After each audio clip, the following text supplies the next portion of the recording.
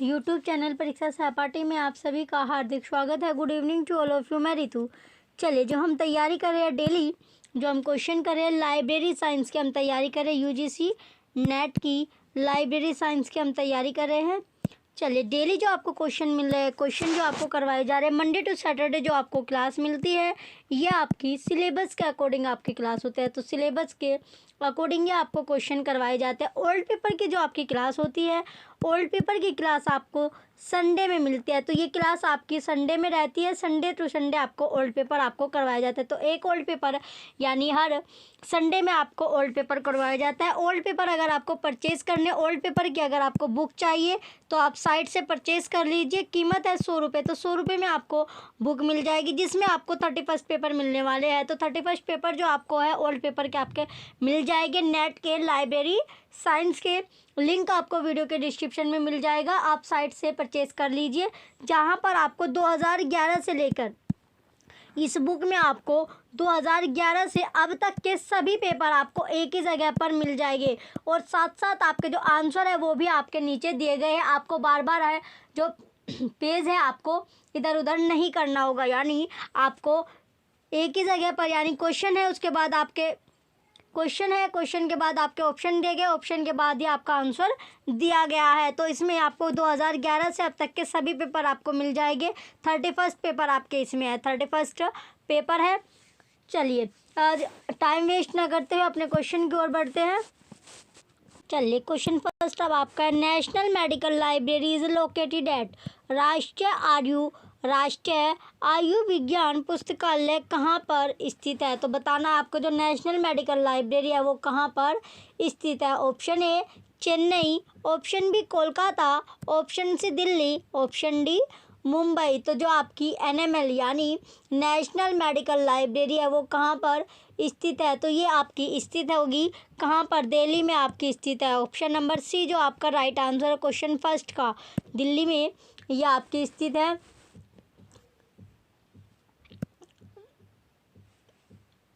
1 अप्रैल जो स्थित, यानी ये आपकी जो स्थापना नेशनल मेडिकल लाइब्रेरी की जो स्थापना थी वो कब, यानी स्थापित कब किया गया था, ये आपका 1 अप्रैल 1 अप्रैल 1966 में, 1 अप्रैल 1966 को ये स्थापित किया गया था इंडियन गवर्नमेंट के द्वारा। इंडियन गवर्नमेंट के द्वारा ये आपका स्थापित किया गया था।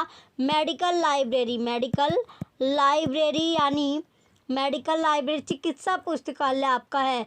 ये जो है आपका अंसारी नगर नई दिल्ली में आपका स्थित है। कहाँ पर, जो आपका अंसारी नगर है, अंसारी नगर में, जो कि कहाँ पर है, ये आपका नई दिल्ली में है, न्यू दिल्ली में आपका है। तो न्यू दिल्ली में ये आपका स्थित है, न्यू दिल्ली में स्थित है। तो इसका जो मोटिव था एनएमएल का, जो आपका नेशनल मेडिकल लाइब्रेरी, इसका उद्देश्य था जो आपका हेल्थ साइंस है, यानी स्वास्थ्य विज्ञान पेशेवरों को लाइब्रेरी की इंफॉर्मेशन प्रदान करना, इसकी नॉलेज या फिर इंफॉर्मेशन क्या करना, प्रदान आपका करना। तो क्वेश्चन फर्स्ट का राइट आंसर आपका ऑप्शन सी है। 1 अप्रैल 1966 में इसकी स्थापना की गई थी भारत सरकार के द्वारा, इंडियन गवर्नमेंट के द्वारा।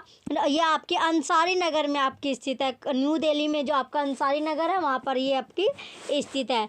चलिए नेक्स्ट, अब आपका क्वेश्चन है सेकंड, क्वेश्चन नंबर सेकंड दिया गया। क्वेश्चन सेकंड में पूछा गया आपका इंडियन, क्वेश्चन सेकंड है, क्वेश्चन सेकंड में है आपका Indian library review is a blog of, Indian library review dash का ब्लॉग है। तो इंडियन लाइब्रेरी जो रिव्यू है वो किसका ब्लॉग है, डैश का ब्लॉग है। Option A Delhi public library, Delhi सार्वजनिक पुस्तकालय, ऑप्शन बी RRLF, यह आपका है Raja Ram Mohan Roy library foundation, option C Indian library association ILA, भारतीय पुस्तकालय संघ, option D national library of India Kolkata, भारतीय राष्ट्रीय पुस्तकालय कोलकाता। तो राइट आंसर क्या होगा इसका, राइट आंसर आपका है national library of India Kolkata, भारतीय राष्ट्रीय पुस्तकालय कोलकाता। क्वेश्चन सेकंड का ऑप्शन डी राइट आंसर है। इसमें जो आपका 1953 ये आपका 1953 में पब्लिक लाइब्रेरीज के रूप में ये आपका खोला गया था। चलिए नेक्स्ट क्वेश्चन सेकंड का ऑप्शन डी राइट है। नेक्स्ट क्वेश्चन अब आपका question number third. Question third आपका है, first Indian librarian of national library of India, भारतीय राष्ट्रीय पुस्तकालय के प्रथम भारतीय पुस्तकालय अध्यक्ष। Option A K M Asadullah, option B S Keshavan, option C S R Ranganathan, option D Harinath De. Option D क्या आपका हरिनाथ डे। तो क्वेश्चन थर्ड का राइट आंसर क्या होगा? क्वेश्चन थर्ड का राइट आंसर आपका है B S Keshavan. B S Keshavan आपका राइट आंसर है क्वेश्चन थर्ड का ऑप्शन बी। इसका पूरा नाम आपका है बेलारी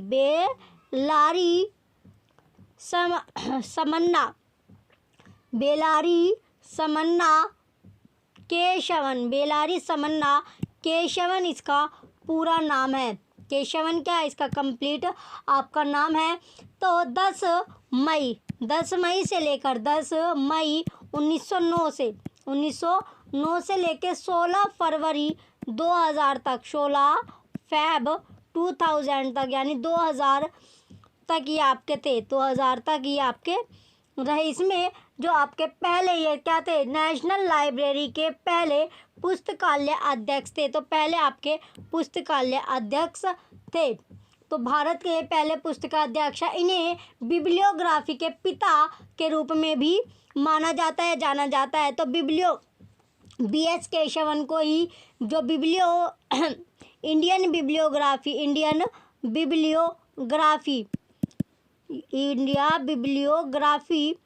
के नाम से भी इन्हें जाना जाता है। इसका पिता कहा जाता है किसको? बी एस केशवन को। चलिए क्वेश्चन थर्ड का ऑप्शन भी आपका राइट आंसर। नेक्स्ट क्वेश्चन अब आपका दिया गया क्वेश्चन नंबर 4। क्वेश्चन 4 आपका है, computerised generation of Indian national bibliographical INB makers is, भारतीय राष्ट्रीय संदर्भ ग्रंथ सूची INB के खंडों की कंप्यूटरीकृत पीढ़ी की शुरुआत डैश से हुई। तो कब से हुई? Option A 2000, option B 2009, option C 2013, option D 2003। तो राइट आंसर आपको बताना है। तो कब से शुरुआत आपकी हुई थी? तो शुरुआत हुई थी 2000 से। कब से? 2000 से शुरुआत आपकी हुई थी। तो INB जो आपका इंडियन नेशनल बिब्लियोग्राफी इसकी जो स्टार्टिंग आपकी हुई थी कंप्यूटरीकृत में, इसकी जून 2000 से आपकी स्टार्टिंग हुई थी। कब से? जून 2000 से इसकी स्टार्टिंग कर दी गई थी। तो इसका जो प्रकाशन हुआ था वो जून में 2000 से स्टार्टिंग आपका हुआ था।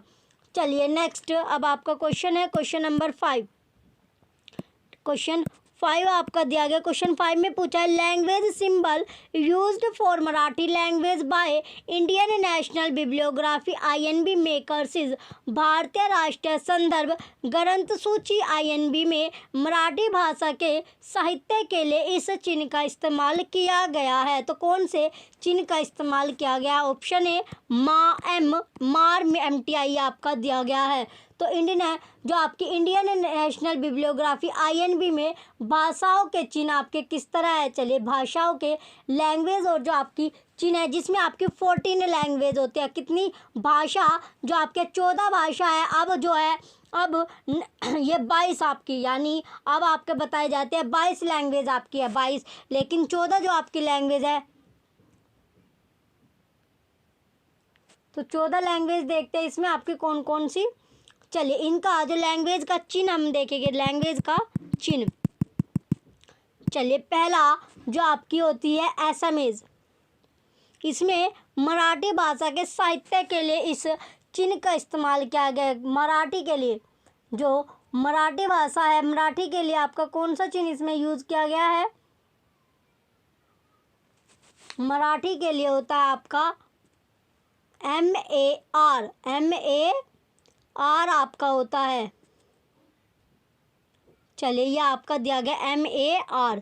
तो क्वेश्चन 5 का ऑप्शन सी क्या होगा आपका राइट आंसर है। जैसा आपका जो बंगाली है, बंगाली जो लैंग्वेज होती है, बंगाली लैंग्वेज के लिए जो चिन्ह आपका है बैन आपका होता है BEN। फिर आपका जो इंग्लिश लैंग्वेज है, इंग्लिश लैंग्वेज का जो चिन्ह होता है वो क्या होता है? ENG आपका होता है, ENG।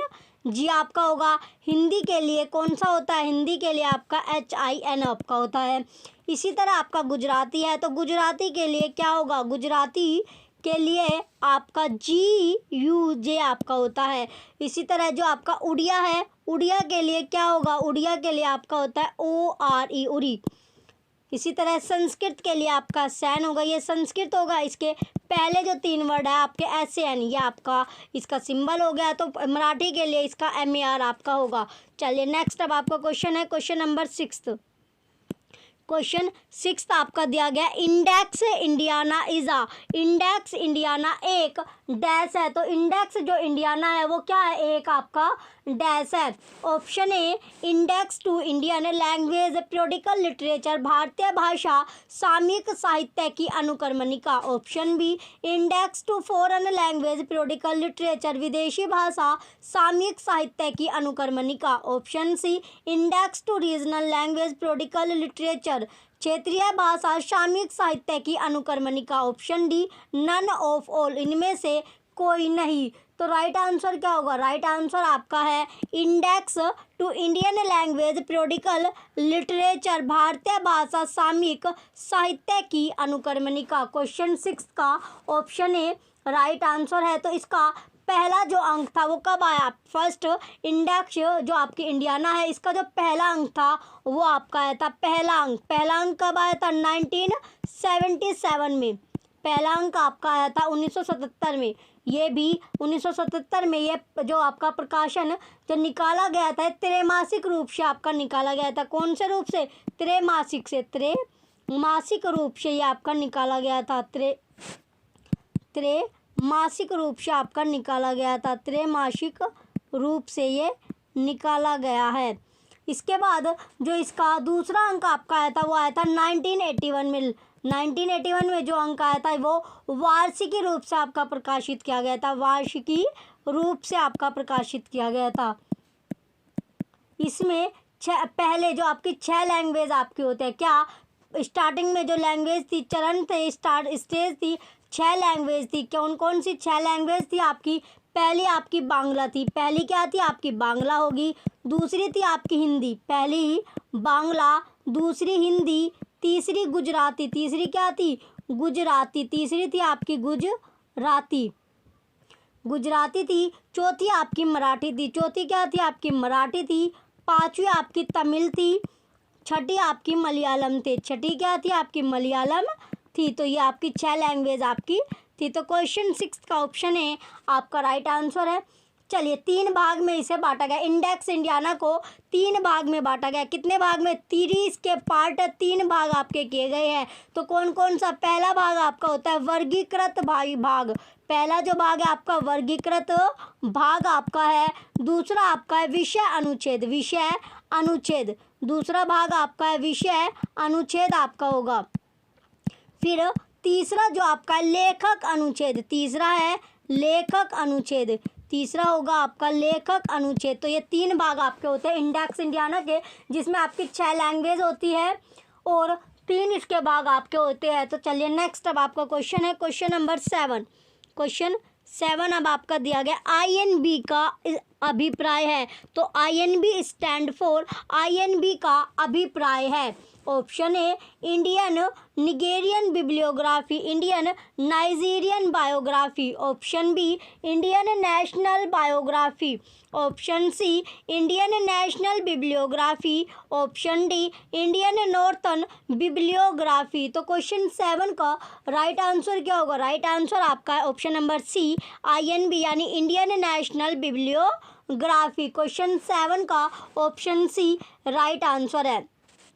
चलिए ये आपकी जो कंप्यूटरीकृत में आपकी स्टार्ट हुई थी 2000 में, यानी जून में 2000 में आपकी स्टार्टिंग की गई थी कंप्यूटरीकृत में। जो इसका प्रकाशन हुआ था वो आपका जून से स्टार्ट आपका हुआ है। नेक्स्ट अब आपका क्वेश्चन है क्वेश्चन नंबर 8। क्वेश्चन 8 आपका दिया गया इंपीरियल लाइब्रेरी को जनता के लिए खोला गया। जो इंपीरियल लाइब्रेरी थी उसको जनता के लिए जो खोला गया था वो कब खोला गया था, तो जनता के लिए खोला गया था। ऑप्शन ए 29 जनवरी 1901। ऑप्शन बी 30 जनवरी 1903, ऑप्शन सी 28 फरवरी 1906, ऑप्शन डी 4 फरवरी 1948। तो जनता के लिए जो ये खोली गई थी आपकी 30 जनवरी 1903 में आपकी खोली गई थी। कौन सी लाइब्रेरी? Imperial library. तो इंपीरियल लाइब्रेरी जो पब्लिक के लिए खोली गई थी, जनता के लिए खोली गई थी, वो 30 जनवरी 1903 में आपकी खोली गई थी। तो इसका जो लाइब्रेरी का जो आपका फॉर्मेशन हुआ वो कैसे कैसे हुआ? तो इसका जो गठन हुआ था इंपीरियल लाइब्रेरी का 1891 में, 1891 में। इसके जो कलकत्ता में आपकी कोलकाता या कलकत्ता आप बोल लीजिए, सचिवालय लाइब्रेरी के सचिवालय जो लाइब्रेरी है, कौन सी लाइब्रेरी? सचिवालय लाइब्रेरी आपकी होगी, सचिवालय लाइब्रेरी या पुस्तकालय आप बोल लीजिए, सचिवालय पुस्तकालय संयोजन से, पुस्तकालय के संयोजन से इंपीरियल लाइब्रेरी का गठन आपका किया गया था। चलिए इसका ये आपका पता चल गया। कोलकाता के मेटकोफ, कोलकाता में 1903 यानी 30 जनवरी 1903 में, 30 जनवरी 1903 में ये जनता के लिए आपकी खोली गई थी।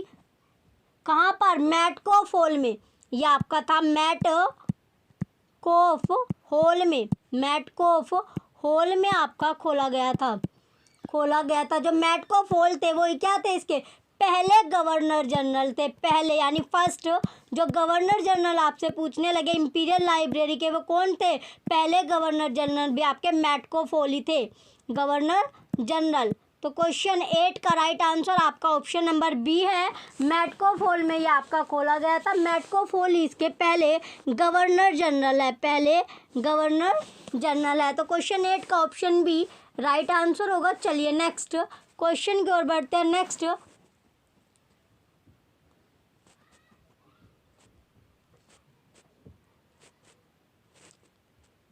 मेटकोफ हॉल जो था वो पहले गवर्नर जनरल जो थे उनका घर था। नेक्स्ट अब आपका क्वेश्चन है क्वेश्चन नंबर 9।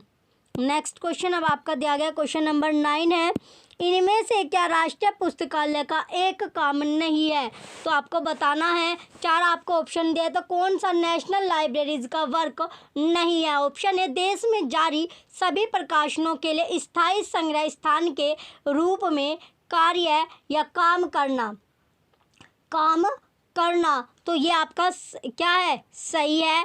ऑप्शन बी सहकारी गतिविधियों के लिए समन्वय केंद्र के रूप में काम करना, ये भी आपका राइट है। युवा पुरुष और महिलाओं को विभिन्न क्षेत्रों की व्यापक और गहन समझ देना, ये आपका गलत है, ये कार्य आपका नहीं है। तो यही आपका राइट आंसर होगा। ऑप्शन डी आपका दिया गया ग्रंथ सूची संबंधी सेवाएं देना, ये भी आपका सही है। तो क्या कार्य नहीं है? जो युवा यानी यंग जनरेशन जो आपकी फीमेल और मेल है उनको जो विभिन्न एरिया आपका क्षेत्र होता है उसकी व्यापक और गहन की समझ देना आपका काम नहीं है। किसका? नेशनल लाइब्रेरीज का ये वर्क आपका नहीं है। तो क्वेश्चन नंबर 9 का ऑप्शन सी राइट आंसर होगा। चलिए नेक्स्ट अब आपका क्वेश्चन है question number 10।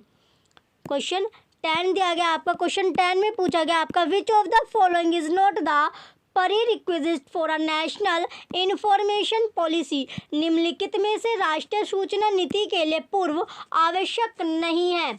Option A legislative framework वैधानिक ढांचा, option B production of national bibliography राष्ट्रीय ग्रंथ सूची का उत्पादन, option C advisory and administrative परामर्श एवं प्रशासनिक संस्था, option D ICT infrastructure facilities सूचना संचार प्रौद्योगिकी अधोसंरचना सुविधाएं। तो क्वेश्चन 10 का राइट आंसर क्या होगा? क्वेश्चन 10 का राइट आंसर आपका है प्रोडक्शन ऑफ नेशनल बिब्लियोग्राफी राष्ट्रीय ग्रंथ सूची का उत्पादन। क्वेश्चन 10 का ऑप्शन बी राइट आंसर होगा। तो राष्ट्रीय ग्रंथ सूची का जो उत्पादन है वो आपका राष्ट्रीय सूचना नीति के लिए पूर्व आवश्यक नहीं है। चलिए नेक्स्ट अब आपका क्वेश्चन है क्वेश्चन नंबर 11। नेक्स्ट क्वेश्चन अब आपका क्वेश्चन 11 आपका दिया गया। क्वेश्चन 11 में पूछा गया आपका which libraries are functioning as depository libraries, कौन से पुस्तक डिपोजिटरी लाइब्रेरी का कार्य करते हैं? तो आपको दिया गया चार ऑप्शन, आपके चार आपको दिया गया। पहला आपका है दिल्ली पब्लिक लाइब्रेरी, दिल्ली सार्वजनिक पुस्तकालय। दूसरा है आपका कोनेमेरा पब्लिक लाइब्रेरी, सार्वजनिक पुस्तकालय। तीसरा है आपका ब्रिटिश काउंसिल पुस्तकालय लाइब्रेरी। चौथा आपका है सेंट्रल रेफरेंस लाइब्रेरी या पुस्तकालय। तो क्वेश्चन नंबर 11 का क्वेश्चन जो आपको 11 दिया गया है, क्वेश्चन नंबर 11 का आपसे पूछा गया है, तो इसमें कौन सा आपका राइट होगा? तो इसमें जो आपका है कौन कौन सा सही है? तो आपका दिल्ली पब्लिक लाइब्रेरी आपका सही है। दूसरा आपका कोनेमेरा पब्लिक लाइब्रेरी, यानी पहला और दूसरा आपका सही होगा। दिल्ली सार्वजनिक पुस्तकालय और कोनेमेरा सार्वजनिक पुस्तकालय डेपोजिटरी लाइब्रेरी का कार्य करते हैं। चलिए क्वेश्चन 11 का ए पहला और दूसरा आपका करेक्ट होगा। नेक्स्ट, अब आपका जो केंद्रीय संदर्भ पुस्तकालय आपका सेंट्रल रेफरेंस जो पुस्तकालय है, ये ब्रिटिश सरकार या आपकी ब्रिटिश सरकार या रॉयल चार्टर द्वारा आपकी प्रतिपादित की गया है। नेक्स्ट, अब इसका ऑप्शन देखते हैं। ऑप्शन में ऑप्शन ए फर्स्ट और सेकंड आपको ऑप्शन सी में मिला, तो ऑप्शन सी क्या आपका राइट आंसर होगा। नेक्स्ट, अब आपका क्वेश्चन है क्वेश्चन नंबर 12। क्वेश्चन 12 आपका दिया गया। क्वेश्चन 12 में पूछा गया internet public library is being mention by, internet public library dash के द्वारा जारी की जाती है। तो जो इंटरनेट पब्लिक लाइब्रेरी है वो किसके द्वारा जारी की जाती है? Option A MIT, option A अब आपका दिया गया MIT Massachusetts, option B university of Michigan, option C university of Arizona, option D Drexel university. तो राइट आंसर क्या होगा? राइट आंसर आपका है ड्रेक्सल यूनिवर्सिटी। क्वेश्चन 12 का ऑप्शन डी ड्रेक्सल यूनिवर्सिटी जो होगा इसका राइट आंसर होगा क्वेश्चन नंबर 12 का ऑप्शन डी। तो ड्रेक्सल यूनिवर्सिटी के द्वारा जो इंटरनेट पब्लिक लाइब्रेरी है वो जारी किया जाता है। तो इसमें कोई भी बेनिफिट नहीं होता और ये अपनी वेबसाइट पर क्या विद्यार्थियों को अपनी वेबसाइट पर सुविधा प्रदान कर रही है। तो ड्रेक्सल यूनिवर्सिटी क्वेश्चन 12 का ऑप्शन डी राइट आंसर है। चलिए, जो भी बच्चे चैनल पर नए हैं सबसे पहले वो चैनल को सब्सक्राइब कर लीजिए, वीडियो को लाइक कीजिए, कमेंट कीजिए और वीडियो को ज़्यादा से ज़्यादा आप शेयर कीजिए। Thank you.